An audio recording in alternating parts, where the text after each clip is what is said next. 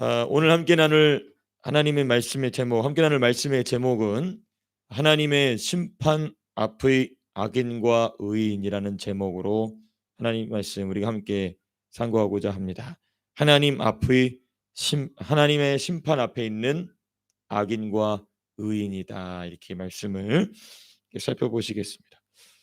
이 2장은요.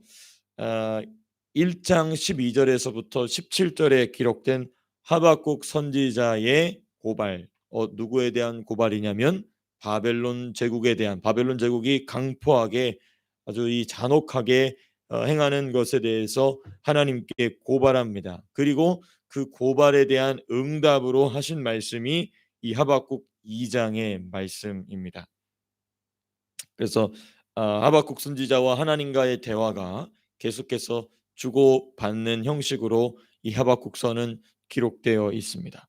자, 우리 먼저 이 1절 말씀을 좀 우리가 살펴보고자 합니다. 이 1절 말씀은 하나님의 응답을 기다리는 하박국 선지자의 태도, 이 하박국 선지자의 자세가 잘 기록이 되어 있습니다. 여기 보시면 내가 내 파수하는 곳에 서며 성루에 서리라 이렇게 되어 있어요.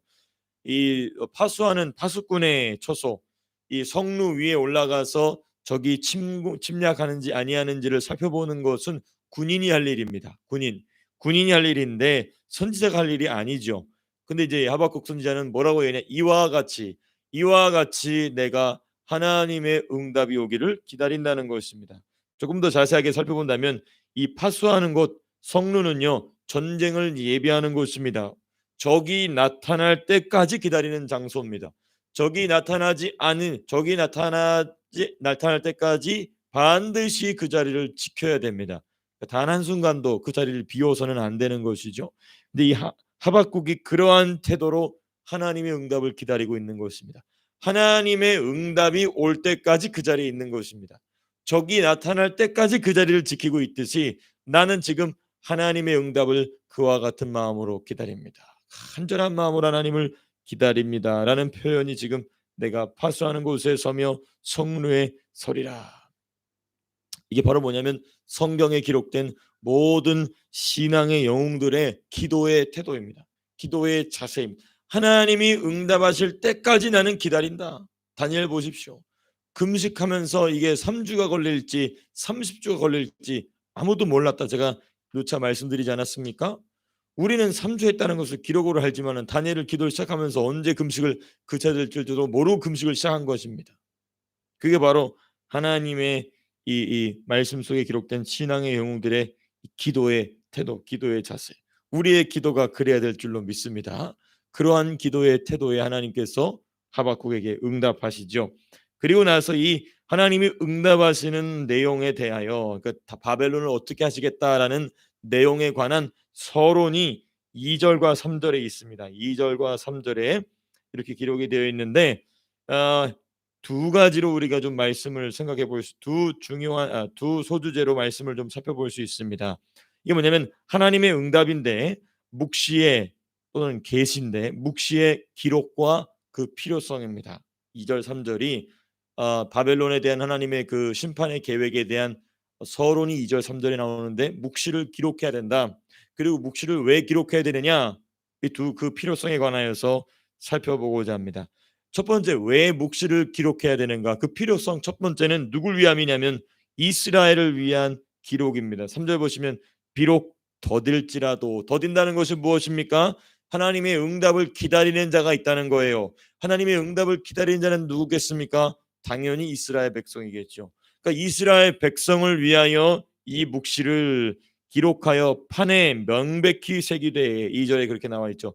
이 묵시를 기록하여 판에 명백히 새겨라, 하나님 말씀하십니다. 이스라엘이 느끼기에 하나님의 응답이 늦는 것 같아요. 이스라엘 백성들이 느끼기에. 그러나 3절 뭐라고 하면 조금도 지체되는 것 없이 하나님이 응답하신다는 것입니다. 그러면서 3절 마지막에 뭐라고 말씀하시냐? 기다리라 말씀하세요. 기다리라.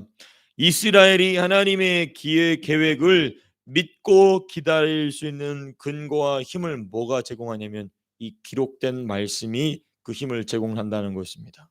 하나님이 기다리라 말씀하시는 그 말씀을 믿고, 그리고 기다릴 수 있는 근거와 힘을 무엇이 제공하느냐?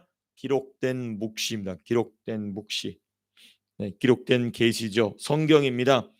하나님께서 이 묵시를 기록하라는 두 번째 필요성은 무엇인가? 세상을 위한, 세상 사람들을 위한 기록입니다. 세상 사람들을 위한 기록. 하박국을 비롯한 유다 남유다 말년에, 또는 이사야 같은 북이스라엘 말년 또는 남유다 말년의 선지자들의 글은요, 아주 중요한 역할을 하고 있습니다. 어떤 역할이냐? 그 당대의 이스라엘을 침공한 제국들에게 굉장한 영향력을 미칩니다.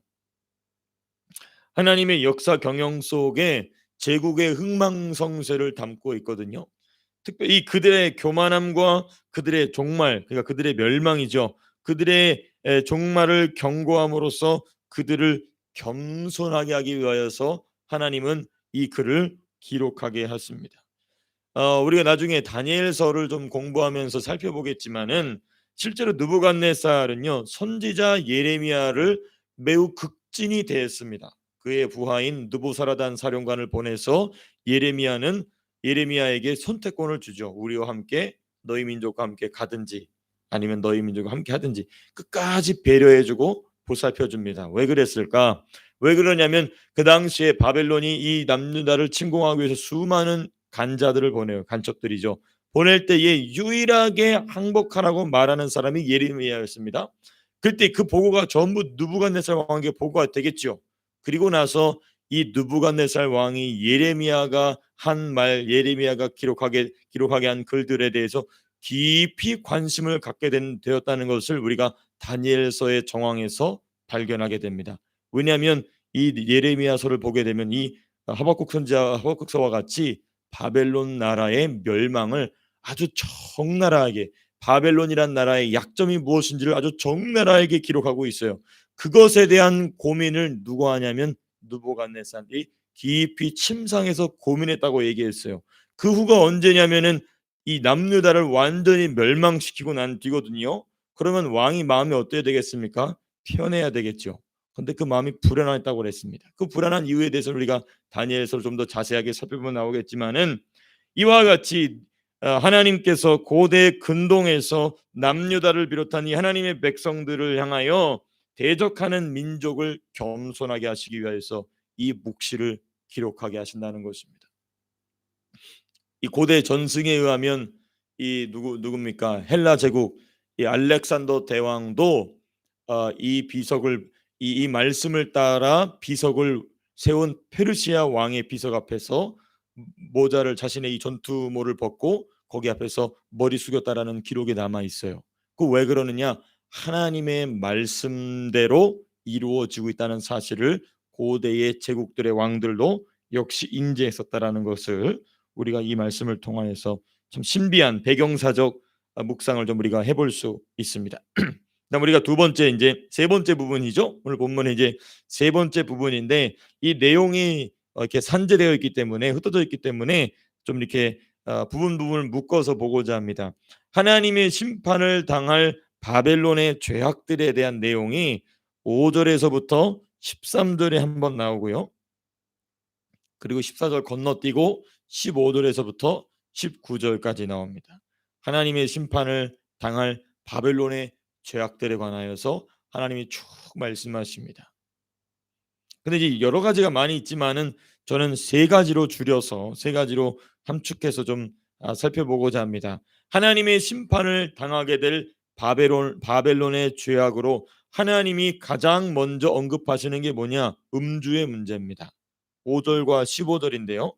5절 보시면 이런 표현이 있습니다. 그는 술을 즐기며라고 되어 있습니다. 한 잔도 즐기는 것이죠. 그렇죠? 한 모금도 즐기는 겁니다. 막 코가 비뚤어지도록 마셔야 즐기는 게 아니고 한 잔씩 그것도 즐기는 겁니다. 다 포함이 되는 것이죠. 육체의 만족을 즐기는 일입니다. 15절 보면 이렇게 나와 있어요. 자기만 즐기지 않고, 15절 이렇게 돼 있어요. 이웃에게 술을 마시게 하되. 바벨론은 자기만 술을 즐기는 자가 아니고 그 주변 사람, 자기와 함께하고 있는 사람들에게도 술을 마시게 한다. 이렇게 이야기하고 있습니다. 이웃에게 술을 마시게 한다. 15절에 이렇게 되어 있죠. 하나님은요 바벨론이 술을 즐기는 존재임을 분명하게 밝히십니다. 바벨론의 죄악에 관하여서 가장 먼저 언급하시는 게 음주의 문제였어요. 그 술을 다른 이에게도 권하는 자이심을 밝히십니다. 술을 즐기며 권하는 바벨론의 영적 특징이 그 다음에 나오죠. 수월과 사망 같아서 살아있는 모든 것을 삼킨다. 그 5절에 나와 있지 않습니까? 수월처럼 자기의 욕심을 넓히며 또 그는 사망 같아서 족한 줄을 모르고 자기에게로 여러 나라를 모으며 여러 백성을 모으나니 사망처럼 모든 것을 흡수하여 빨아들인다는 것입니다. 근데 그 사망처럼 모든 것을 흡수하여 빨아들이는 바벨론의 첫째 죄악을 주님 뭐라고 말씀하시냐면 술을 즐기는 자다라고 이야기하십니다. 네, 여러분 이게 놀라운 점인데요. 제가 이 부분을 기도하면서 묵상하면서 깜짝 놀란 부분이 바로 이겁니다. 뭐냐? 사탄의 몸통으로 역사 속에 등장하는 제국들의 최종판이 누구냐? 적그리스도와 그의 나라입니다. 그러니까 이 바벨론의 존재는 최후에 등장할 적그리스도의 나라를 예표합니다. 바벨론도 그렇고 메데바사도 그렇고 헬라 제국도 그렇고 로마 제국도 그렇고 전부 사탄의 몸통으로 역사 속에 등장하면서 최종적으로 계시록에 기록된 적그리스도가 세울 그의 나라, 그의 나라를 예표하는 이 존재들이 바로 이 성경 속에 나와 있는 특별히 구속사에 얽혀 있는 주요 제국들입니다. 제국들의 존재의 목적이 존재 이유인 것이죠. 자, 그런데 우리가 계시록을 읽어보셔서 아시겠지만은 이 역사 속에 최종적으로 등장하는 하나님을 대적하는 존재와 그의 나라는 음행의 진노의 포도주를 마시는 자라고 요한이 계시록에 기록해 놨어요. 우리 한번 찾아보시겠습니다. 계시록 14장 8절입니다. 요한계시록 14장 8절입니다. 요한계시록 14장 8절 말씀 같이 한번 읽어보겠습니다. 시작. 또 다른 천사 곧 둘째가 그 뒤를 따라 말하되 무너졌도다 무너졌도다 큰 성 바벨론이여 모든 나라에게 그의 음행으로 말미암아 진노의 포도주를 먹이던 자로다 하더라. 지금 이 호세아 선지적 말이 그대로 되어 있죠. 자기만 마시는 게 아니라 그 진노의 포도주를 다른 사람들에게 마시는 모든 나라에게 그걸 먹이던 자다. 그러니까 바벨론이라고 말하고 있어요. 그러니까 이 바벨론이 어디까지 이어지는 거냐면 마지막 적그리스도가 세울 나라까지 그대로 이어지는 것입니다. 근데 그 바벨론의 악행의 첫 번째가 뭐다? 술을 즐긴다. 술을 죽인다. 그런데 이 요한계시록 14장 8절의 이 말씀이 나중에 가서는 더 발전되는 장이 어디냐면은 요한계시록 18장 3절입니다. 계시록 18장 3절 말씀을 보시면 같이 한번 읽어보겠습니다. 시작. 그 음행의 진노의 포도주로 말미암아 만국이 무너졌으며 또 땅의 왕들이 그와 더불어 음행하였으며 땅의 상인들도 그의 사치의 세력으로 치부하였도다 하더라. 여기 아주 중요하게 이해합니다. 하나님께 멸망받을 적그리스도와 그의 세력을 무엇을 즐기는 자라고 얘기하면 음행의 진노의 포도주로 말미암아라고 얘기하고 있어요. 그러니까 여러분 우리가 술을 즐기는 것에 대해서 성경이 엄히 금하고 있는 이유, 성경이 엄히 금하고 있음에도 불구하고 수많은 교회들이 그것은 죄의 문제가 아니기 때문에 다른 사람이 시험 들지 않으면 괜찮다, 술 취하지 않으면 괜찮다는 이 악한 거짓말에 속아 넘어가는 이유가 뭐냐? 적그리스도가 마지막에 이러한 일을 하기 위해서 음주 문제에 대하여서 이 성도들로 하여금, 목사들로 하여금, 교회들로 하여금 타락하게 만드는 것입니다. 이 부분에 대해서 애매모호하게 그건 문화지, 한 잔 정도는 괜찮지, 취하지 않으면 괜찮지, 여러분 그런 주장이 누구의 주장이냐? 적그리스도의 주장이라는 것입니다. 이것을 심각하게 깨달았던 위대한 하나님의 사람들은 누차 경고했음에도 불구하고 그것을 문화로 취급하는 어리석은 목회자들 때문에, 어리석은 성경 해석 때문에 수많은 성도들이 피해를 보고 있다는 것입니다. 그러므로 성도는요, 우리 주님이 말씀하신 것처럼 천국에서 주님이 주실 천상의 포도주를 마시는 것으로 족하다. 저도 그때 가서 음주하려고요. 주님이 천상의 포도나무로 천상의 포도주를 그때 주실 때까지 나도 마시지 않겠다 주님 그러셨거든요. 주님이 마시지 않는데 우리가 감히 이 땅에 썩을 것으로 마실 수 있겠습니까?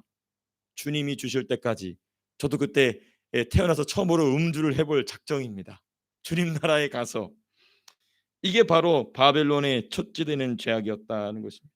두 번째, 바벨론의 죄악의 두 번째 모습 6절, 8절, 10절, 12절, 17절에 나옵니다. 6절, 8절, 10절, 12절, 17절. 이 바벨론의 두 번째 죄악이 무엇인가? 자기 욕심을 따라 행하는 바벨론입니다. 자기 욕심을 따라 행하는 바벨론. 자기 소유가 아닌 것을 막 끌어모으는 자, 여러 나라를 노력하면서 사람의 피를 흘리는 자, 많은 민족을 멸하는 자, 이렇게 되어 있어요. 바벨론은요, 자기 안에 충만한 욕심을 따라 행한 겁니다. 자기 안에 충만한 욕심, 피에 대한 굶주림을 가지고 있습니다. 정복에 대한 굶주림을 가지고 있습니다.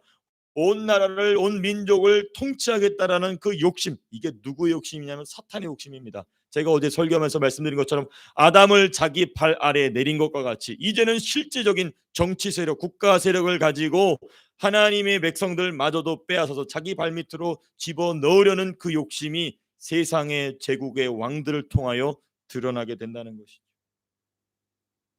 이 바벨론은 자기 안에 충만한 욕심을 따라 행했다는 것이죠. 그런데 놀랍게도 하나님은 바벨론의 충만한 욕심마저도, 흘러 넘치는 그 욕심마저도 한치의 오차 없이 하나님의 역사 경영을 위해 사용하셨다는 것입니다. 하나님의 백성 이스라엘뿐만 아니라 영적인 이스라엘 백성의 등장을 위해서 하나님은 이러한 사탄의 욕심 그대로가 드러나고 있음에도 불구하고 넉넉하게 그것을 사용하셔서 구원받기로 작정된 자들을 하나님께서 그 구원에서 탈락시키지 아니하시고 오히려 아름다운 정결한 신부의 모습으로 만들어 가시는 귀한 도구로 사용하셨다는 것입니다. 세 번째, 이 바벨론의 세 번째 죄악은 18절과 18절 19절에 이 연하여 나옵니다.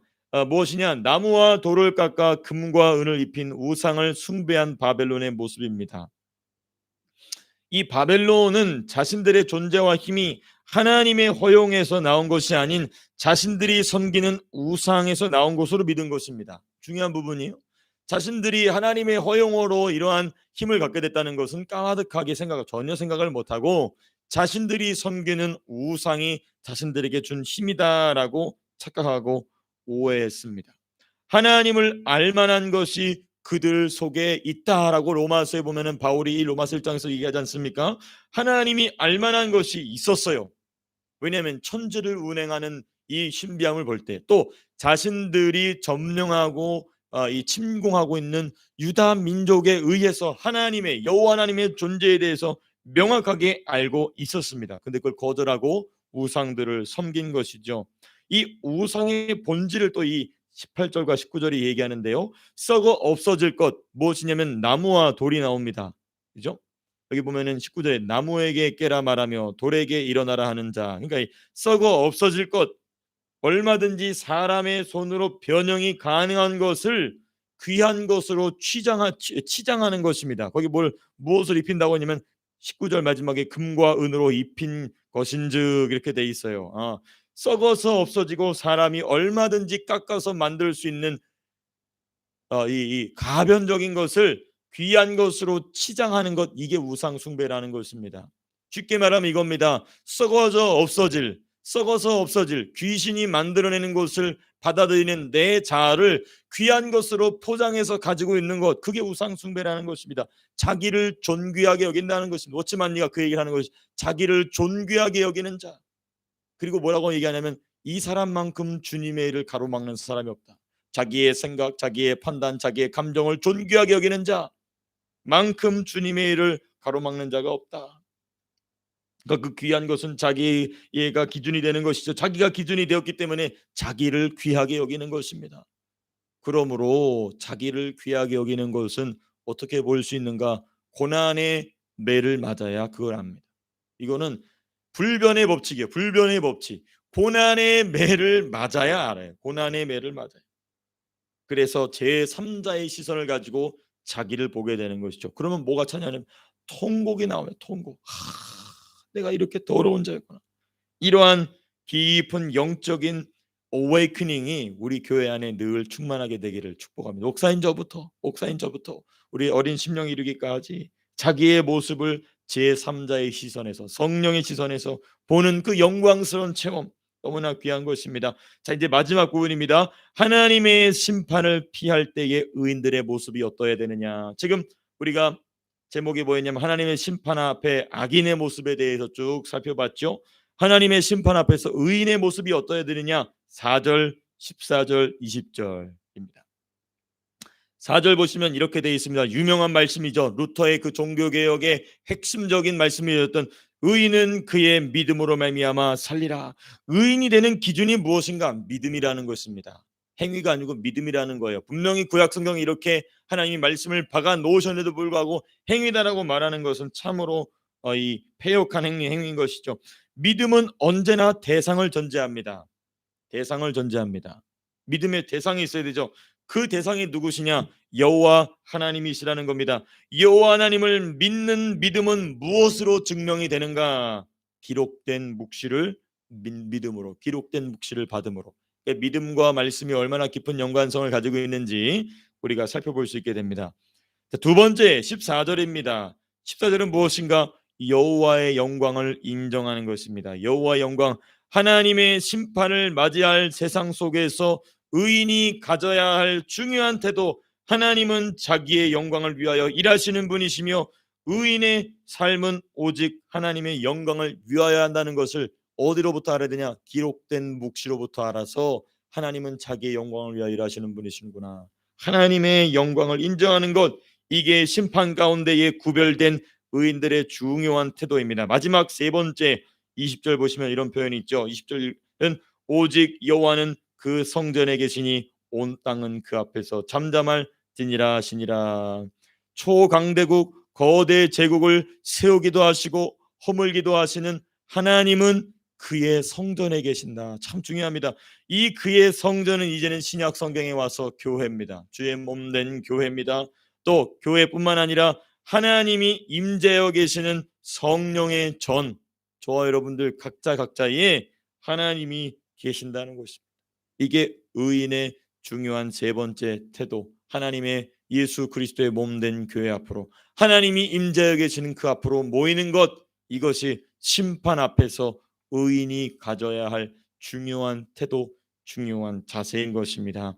오늘 이 말씀이 저와 여러분들의 한날의 삶 동안에서 내 안에 있는 악인의 요소를 제하고 내 안에 주님이 주신 의인의 요소가 더욱더 크게 확장될 수 있는 귀한 생명의 말씀 되실 수 있기를 주님의 이름으로 축복합니다. 제가 기도하고 마치겠습니다.